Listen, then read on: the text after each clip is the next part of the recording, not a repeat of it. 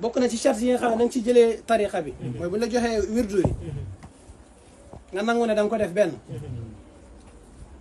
ba pare iltizaamu tarki ziyaara nga pare toggoo ne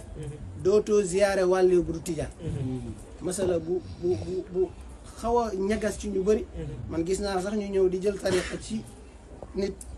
am leen waxee doo ziyaare wàllu bu du tijaan ñooy loolu mën nañ koo jël boo liiree ci tariqa bi dañ ci gis lu mel noonu lu bëri ñim dal waaye ñi génnaat ci ndax gis li leen tegtal lu wane ne lii dëgg la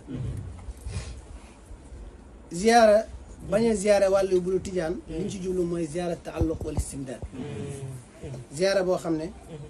kii ziyaara dafa aju ci kim ziyaara wala muy tëbboo ci moom taalluq mooy lan mooy ne taalibe bi ziyaara mu def ki nga xam ne moom lay ziyaara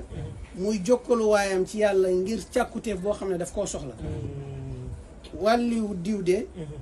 dafa mën a ñaan wala wàlliwu diw de dafa am këchu te bokku leen tariqa ngay jug dem ci moom sa xol aju ne sa soxla boobu moom rek moo ko mën a faj